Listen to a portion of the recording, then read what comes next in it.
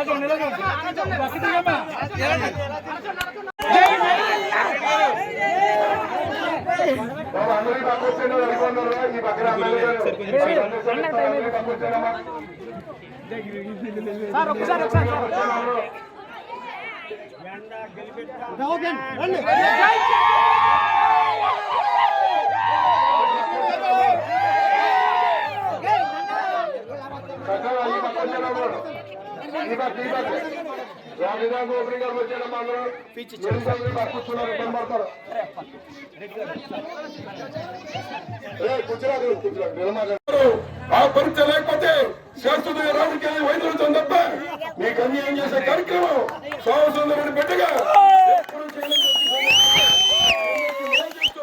రాబోయేటువంటి కాలంలో చాలా నిందలు వేస్తారు, చాలా అపవాదులు వేస్తారు. రాజకీయంగా దళితుల్లో చులకన చేయడం కోసం కొంతమందికి కొన్ని టిప్పులు పడేసి కార్యక్రమాలు కూడా చేస్తుంటారు.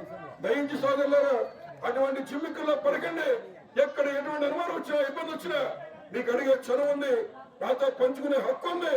వచ్చిన అన్ని అడగండి తప్ప ఎక్కడ అటువంటి వాటిలో ఆ చిమ్మికుల్లో పడకండి అని చెప్పి మరొకసారి నా యొక్క సొంత అన్నముల భావించి మీ అందరికీ ఈ యొక్క పూజారిపాలెం గ్రామంలో తెలియజేస్తున్నా. తప్పనిసరిగా రేపు ఏదైతే మరి ఎన్నికలు జరగబోతున్నాయో కురుక్షేత్రం జరగబోతుంది. మరి వాస్తవంగా ఏదైతే చంద్రబాబు నాయుడు గారికి జగన్ గారికి ఉన్న వ్యత్యాసం చెప్తాం. అదేమిటంటే ఆయన వస్తే గతంలో చంద్రబాబు కమిటీ మెంబర్ లాగా మనం మళ్ళీ వెళ్ళి అడుక్కుంటే వాళ్ళు పడతే తీసుకునే పరిస్థితి. కానీ జగన్మోహన్ గారి పద్ధతి ఏదైతే ఈ భూమి మీద నువ్వు పుట్టావు, నీకు హక్కు ఉంది, అది డాక్టర్ బాబాసాహెబ్ అంబేద్కర్ నీకు హక్కు ఇచ్చాడు. నువ్వు సచివాలయానికి వెళ్ళి నువ్వు పార్టీ ఏదైనా, కులం ఏదైనా, మతం ఏదైనా నువ్వు వెళ్ళి నీ ఆధార్ కార్డు ఇచ్చి నీ హక్కుగా నీకు వచ్చేదని తెచ్చుకునే విధంగా మీ ఆత్మ ధైర్యాన్ని పెంచే కార్యక్రమం జగన్మోహన్ గారు చేశారు.